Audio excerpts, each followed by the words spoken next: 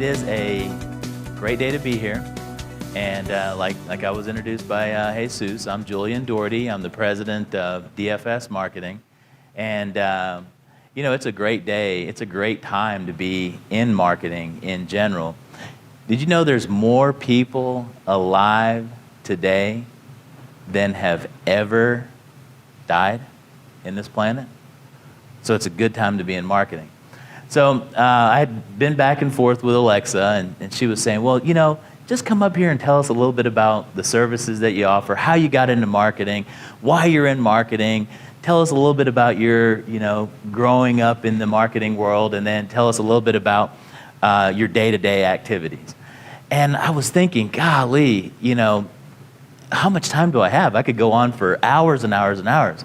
And it's great to be back here at Sam Houston. I went to school here for a while. I told myself, I'm never going to come back here. I am never going to come back here.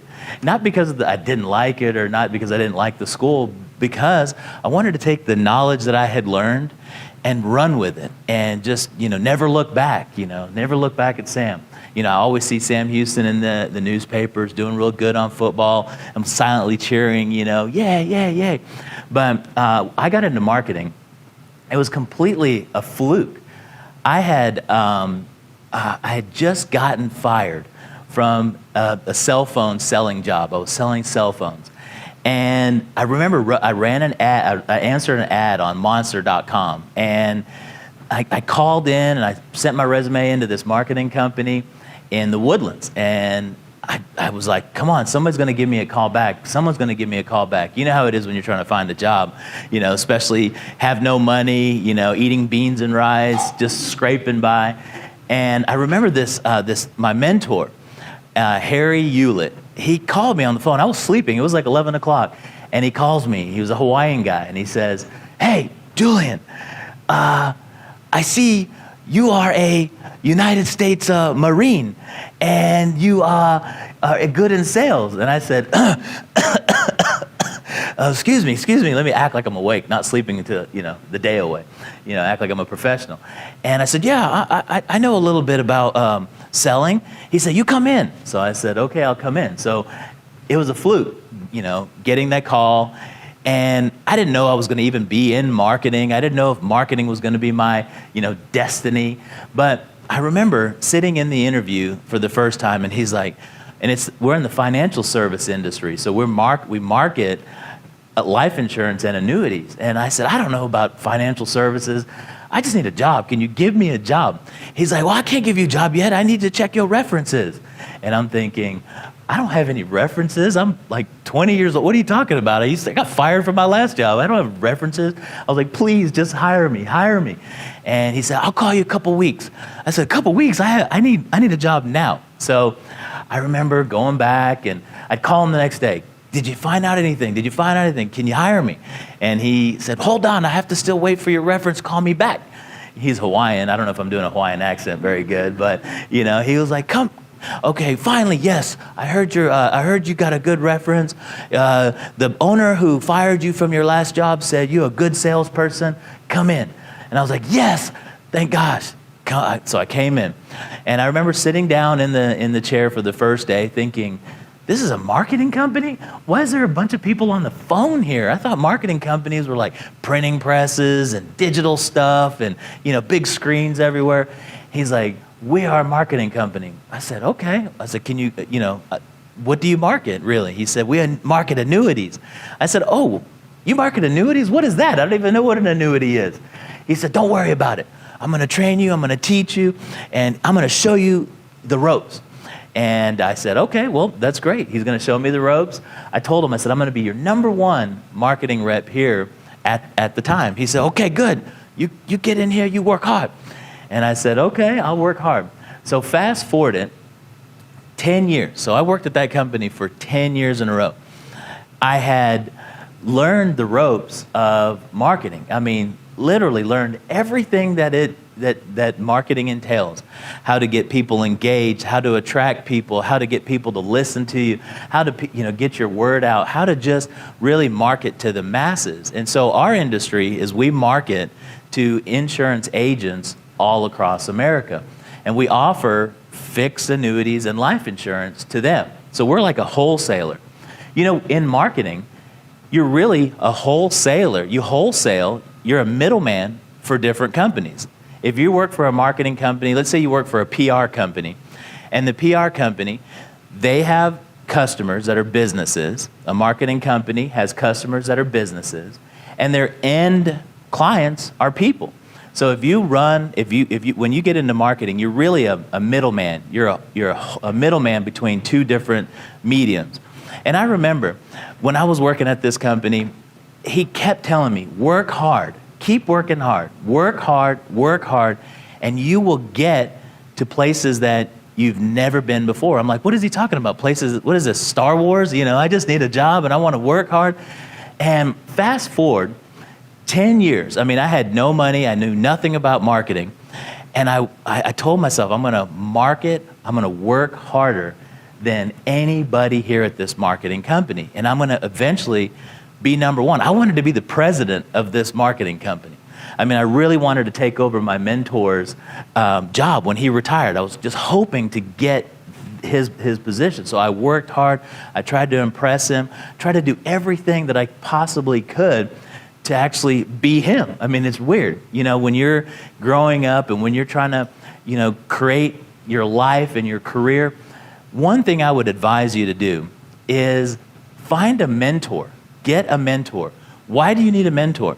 Nobody in business ever made it alone. Nobody in business, if you think about Steve Jobs, if you think about Google, if you think about Apple, they never did it on their own. There's always done by groups. It's always done by a team of people. So fast forward a little bit, you know, 10 years in there, I was like, I'm going to take this guy's job. I know I'm going to take it when he retires. And I remember he said, Julian, I'm retiring. And I'm thinking, oh, yes, this is my chance to be the president of this company. I'm number one. I've worked the hardest. I've worked here the longest. Everything I've done is now going to set me in place to be the president of the company. So I'm waiting for that, you know, for them to knock on my door, because I told them I want to be the president or vice president of the company.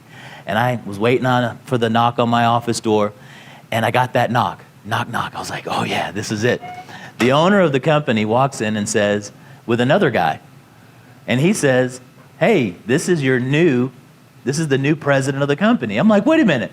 I thought I worked here for 10 years. I was the one going to get the job. I've put in the work, and you're telling me this guy here is the actual president of the company and vice president of the company that you brought in? And, you know, I was so upset. I was so demoralized. I mean, I was just thought that I was, the world was over. Everything I had worked for 10 years, blood, sweat, and tears, I thought I was going to be the number one, you know, candidate for this job. And they bring in some outsider. I hated that guy and never liked the guy. But that guy also taught me a lot. And that company came in and actually was purchased by a private equity firm. And the private equity firm, when you deal with corporations and you deal with corporate people, you know, it's very scary. It's very nerve-wracking. But I said, you know what?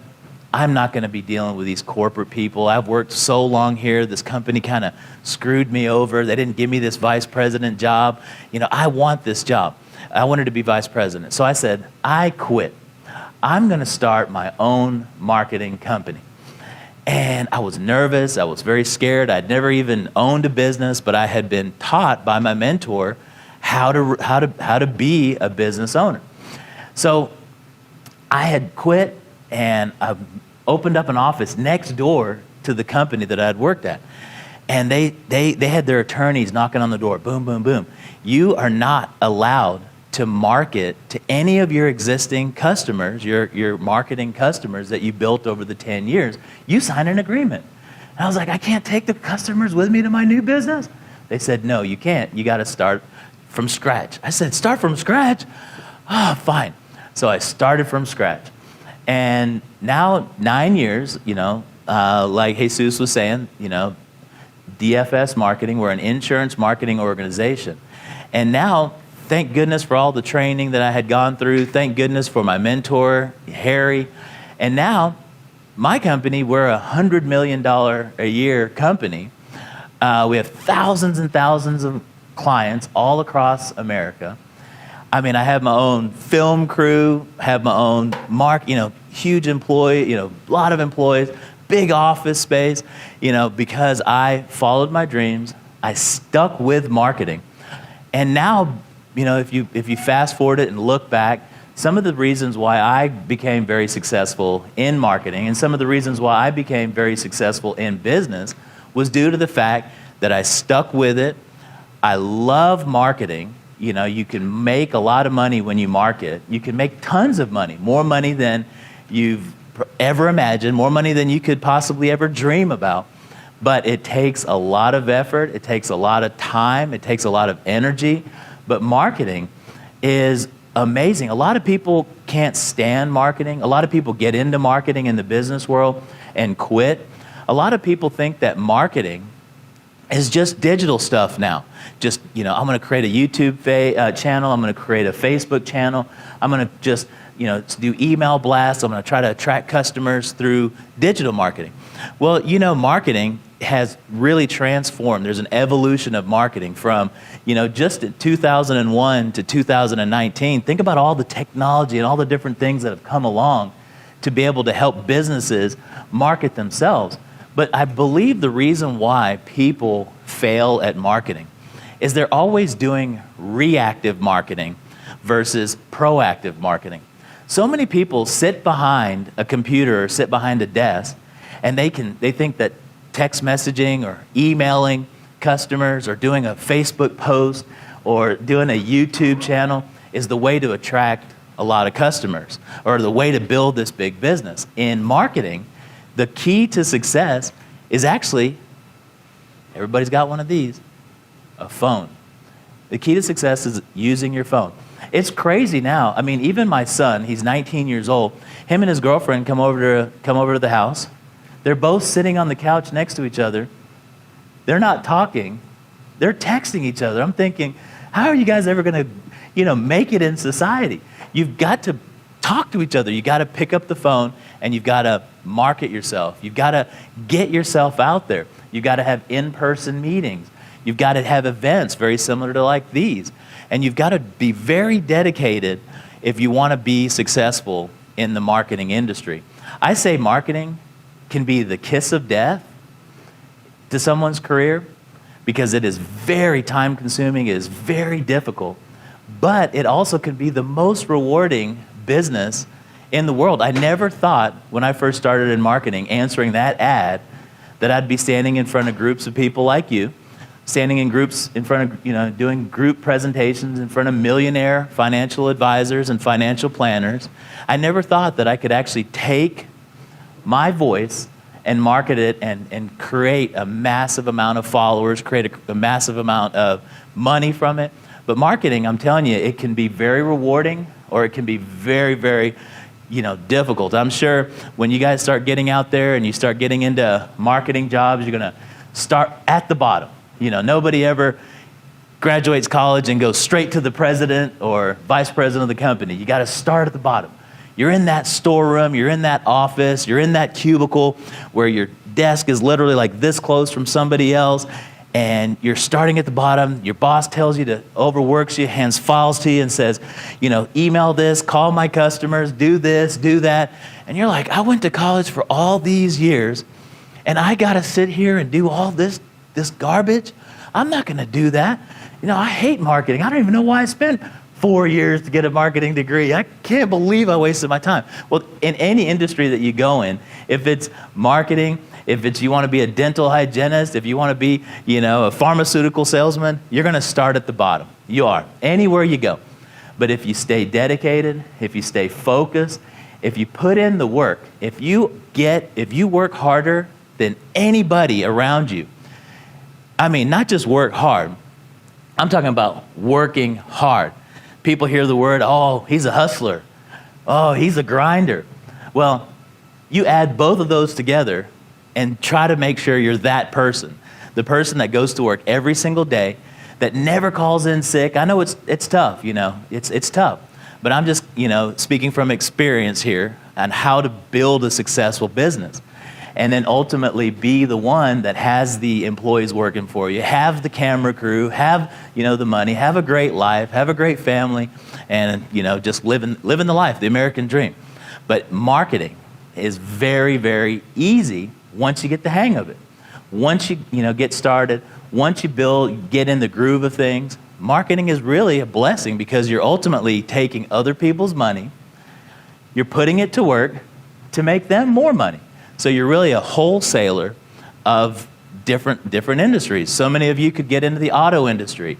So many of you could get into the magazine industry. There's so many, even if magazines will even be around by then, but so many of you in here, if you're going to stick with marketing, I know there's a finance club in here, but I was here to, asked to come here to talk about marketing.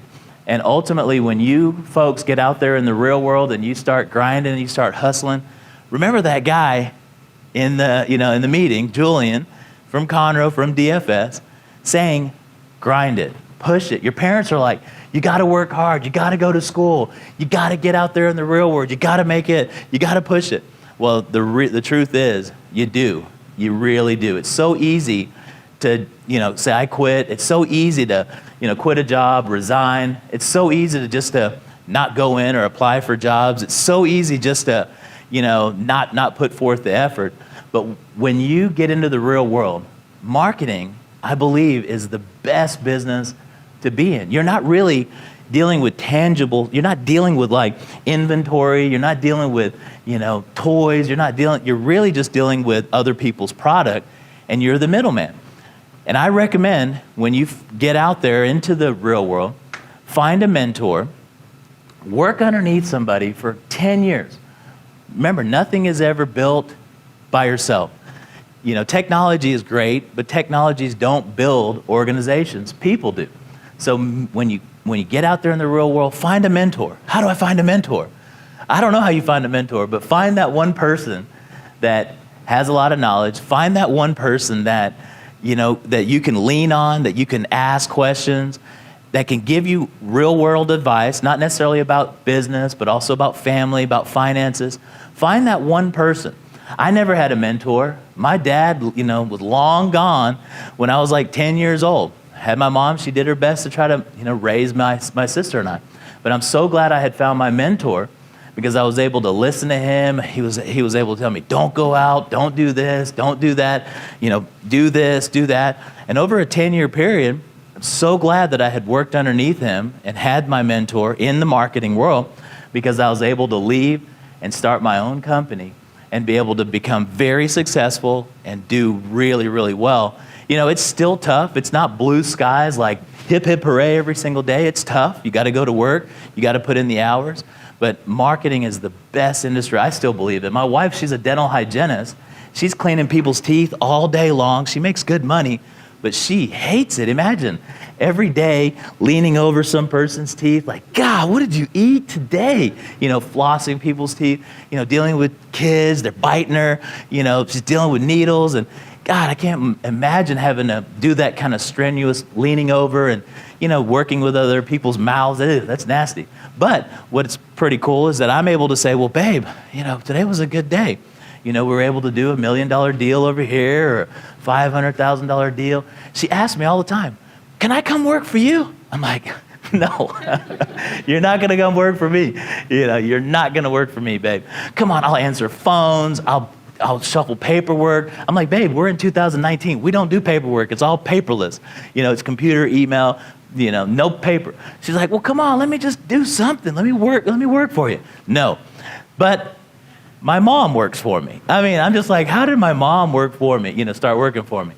I'm telling you, it's a good business. It's tough to be in business on your own, but it's also great.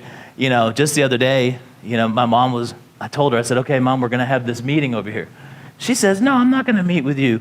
I got to do this. I'm like, don't talk back to me. I'm going to ground you, And she's like looking back at me. But it's great when you're a business owner. You can be able to hire family. You can bring people in. You can teach them. You can help, create other people's success and help other people build wealth and create money and be, successful. So if there was a couple things that I would have to say, a couple things of advice that I would have to say that I was taught when it comes to marketing. Number one, don't get tired of your product. So many people in marketing, they get tired of the product that they're marketing. You may market multiple things at one time, but so many people get tired of saying the same thing over and over and over again. I don't know why. If you're making money at something, don't quit making money at that product. There's so many people will get into marketing and, okay, I'm going to work for you. Okay, I'm going to do this marketing over here. I'm going to market, lollipops, and I'm going to go to different stores and market lollipops for this company. I'm going to hand out brochures. I'm going to hand out flyers. Oh, I'm so sick of handing out brochures and flyers. Forget it. And then, they're unemployed. Then they're trying to scrape up the next, meal, scrape up the next, gas, tank of gas. Don't get tired of marketing your product that you've got. Continue marketing it, pushing it. Don't quit. Stick with the product that you're marketing. Number 2, so many people when they graduate college or when they get into the business world, they don't want to work to get the money. I see so many people coming to me saying, hey, I don't care. I'm not going to start at the bottom. I want what you have right now, and I don't want to work for it. Start paying me good. I graduated with an MBA in marketing. I'm like, I don't care what you have. You got to start at the bottom. So my second word of advice to you is when you go to work, when you find a job, don't quit for 5 years. Another mentor told me, he said, Julian, the reason why people never make it, they don't create wealth, they don't have lots of money in their pocket, is because they quit.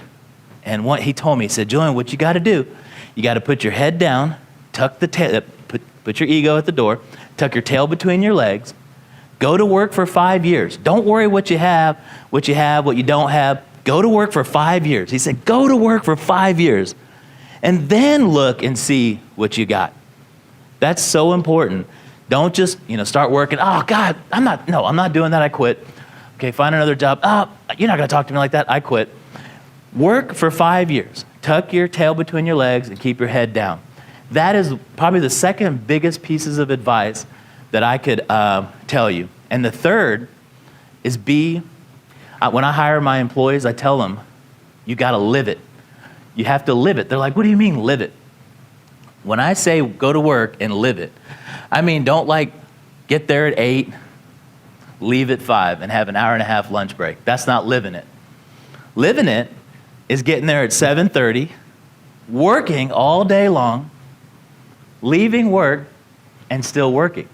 Living it, taking care of kids, doing what you got to do, taking care of the wife, taking care of stuff, but live it. Don't ever stop loving what you do. Don't ever stop living it. Don't, I'm done, briefcase, shut the door, lock, 5 o'clock, I'm going out, I'm doing stuff. That you'll never make it. You got to live it. I'm talking about 70, 80 hours worth of work per week. People, they're like, how could I 80 hours a week? That's crazy. I'm not working 80 hours a week. I don't even have time to sleep or go out with my friends. Well, work 80 hours a week, and I'm telling you, you'll be able to look up 10 years, 5 years, and say, wow, I've got some money. I've got the moolah. I've got the money. That's what everybody's trying to do in this world is make the money. So the words that I'm giving you today are just from, somebody telling me or me fully experiencing it. So when it comes to marketing, it's a great industry to be in. The financial service industry is also great. It's really a good business to be in. I happen to be in both at the same time, marketing and the financial service industry, because we're a marketing company for annuity and life insurance companies. So we're the middlemen between the insurance company and the insurance agent and their customers. So anytime a big deal goes on anywhere in America that we had something part of, we get paid. It's a wholesaler, it's the middleman. So marketing is great. So hopefully some of the information I've given you today, you can, pass on to your friends, remember. But I don't expect you to remember everything that I've talked about today. Just remember one thing, just one thing. So many people forget when they go to a meeting, they don't try to get just one thing. Like, I'm trying to learn it all, and then when you leave here, you forget it. Just remember one thing. If it was grinding, if it was working somewhere 5 years straight, if it was, 80 hours a week. Most of y'all are like, 80 hours, I'm doing that. But, go to work hard and, don't stop. And marketing is a great business to be in. So what I'm going to do now is ask, I kind of covered a whole bunch, but does anybody have Any questions for me? Any questions? Yes. You go. No, you go.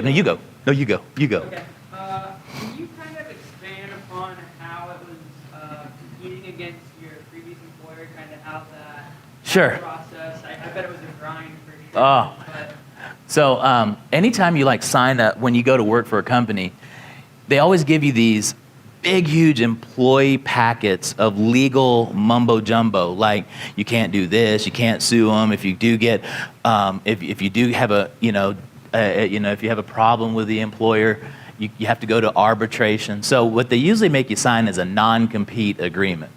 That means when you start working here for 10 years, or 5 years, or 1 year, you can't go and start your own company and compete with us and steal all the stuff that we gave to you and what you built over here. So like if you work at Apple, you can't take their stuff and go to Samsung and go, I got it all, we're going to get rich. You can't do that. Same with businesses. When you start working for a company and then you leave, you got to make sure you don't steal their stuff is really what that is. Hopefully that answers your question. Yes, ma'am. How do you market yourself in front of your potential employers? Sure. How do you make yourself not sound cocky, but Sure. Her question was, how do you market yourself? Really how to get more customers, right?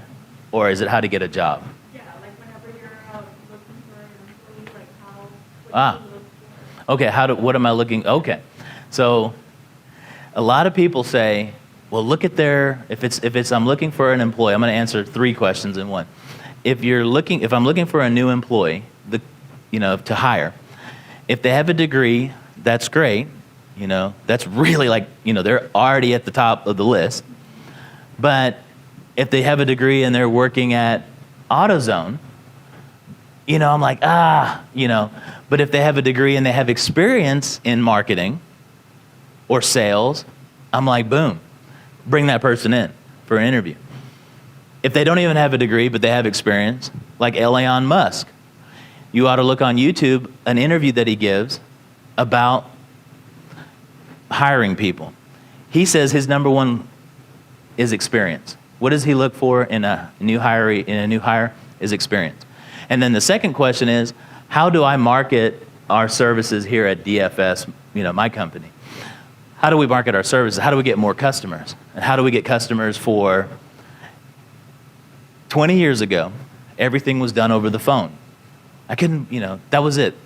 Fax machine or phone? I mean, like phone, like a real thing that's attached to the wall kind of phone. Not mobile phone, nothing. You just dial and call, dial and call, dial and call. Up until 2014, really up until now, it's dial and call. There's not even a phone anymore. There's no phones in my office. It's headsets connected to computers that do all the dialing for you. But it's still the human touch. And then social media. Facebook, Twitter, Instagram, YouTube. I'm still trying to figure out how to make money from Snapchat, but I'm gonna get there. But hopefully that answers your question or questions. Any other questions? Yes. So Amazon, Google, Facebook, and all these other big corporations, they have their own advertising services. Yes. How do you compare to them, and how do you differentiate yourself to obtain more customers? That's right. So his question was, how do we really compete with Amazon and Google and all these different marketing companies? Really, that's what they are, is a marketing company. Technology, obviously, but how do we do it? If I had that, I'd be a billionaire, and not in the millionaire status, but billionaire. If I had that exact answer, how do we compete with the best? All I know is I don't even pay attention to competition. I don't reason with competition. I don't even like the word in my company, the word competition. I don't like the word reason either. What I do is I just say we got to do it and start pushing forward and push employees and push everybody that I possibly can as hard as you can, because Amazon is really not a human. And human and relationships build success and build teams. So that human touch, I think, is what's differentiating me from Amazon. Have you ever tried to call Google? Hello, this is Abdullah in India. Well, I want to advertise. What do you got to pay? Or if I have a person call me, hey, this is Billy. I'm able to talk with a person. So I think that personal touch is what's helping separate us from the big dogs out there. One day we'll be there, but not yet. Any other questions? Yes, sure. When you're marketing to insurance agents and you're constantly getting rejected, is there like a time frame for when you call back again or how you Sure. go about the rejection process? Oh, how do you go about rejection is his question. How do you go about the follow-up? So at my company, I want to be known. I tell my employees, I want you to be known as the company, the follow-up freaks. Like if they say no to you, that doesn't mean don't call them. So there's no real way to overcome the rejection, but just don't get scared and continue on. I want to be known as the follow-up maniacs. I kind of like award my employees if a customer calls me and says, this guy followed up with me too much, because no deals are ever done until 5 or 6 calls. Nobody ever says yes. Think about if you get a sales call on your phone, you're like, click. Another person that guy calls you back, click. I should never have answered that. He just wants me to spend money with him. But after the 5th or 6th one, he may get you at the right time. So I don't have any rebuttals. I don't have any real things to say when somebody says no on the phone or onto an email. I say be a follow-up maniac and just continue to follow up. Just don't stop. Follow up. A year, 2 years. I've done deals with people that took me 5 years to close the deal, but it was at the right time. So hopefully that answered your question. How, like time frame wise, like if they're going to say no, do you wait like A day, 2 days? Oh, no, I hear what you're asking. So what's the timeline to follow up? So I listen to them. Can I call you back then? Yeah, call me back in a week. Calendar, call them back in a week. If they say don't call me back, I asked one of my employees, hey, he said don't call me back. He didn't say you don't call him back. Call him. So I passed it around. We call it tagging. We call it a tag. So if I have trouble closing a deal, I'll tag in my sales manager. I'll ask him, hey, call this guy. Call this guy and see if you can close the deal. Tags are great. So hopefully that answered your question. Any other questions? Yes, sir. So during this whole process when you're just between those 80-hour meetings, Yeah. is there, like, I imagine there's a time period where you're just kind of sort of in a rut. How do you get yourself out of that? How do you sort of turn Yeah. around? The question is, how do you get out of the rut or the 80 hours a week? So it really is something that people have or they don't have. And if you're in a commission-only world and you know you're not going to get paid unless you make a deal or you sell a deal, it's really like, I don't care about the rut. I got to make money. I got to pay my bill. I got to eat. I got to do this. So it's more of the fear factor. Like imagine hunting in Kenya, and you're just tired of going after elephants, but you got to eat. Your family's got to eat. So you're still going to go out there and hunt. So I don't think that there's a real, if you have it, you have it. If you don't, you don't. And the people that don't have that relentless attack or that relentless go after it all the time attitude, I think they should get self-help, like read books, like watch people on YouTube that are motivating, because you can see some people on YouTube, you're like, man, I want to be like that guy, and get pumped up and start going out and doing it. Self-help is kind of what I would say. Or me, I had a kid. You got to pay for diapers, all this stuff. So I was just going at it. So hopefully that answered your question. Any other questions? Well, it's been great. You've been all awesome to deal with and to be up here and present. I thank you very much for your time. I really do. And I wish you all the best of luck in the real world. It really is awesome out there. Thank you. You're welcome. Thank you. Thank you.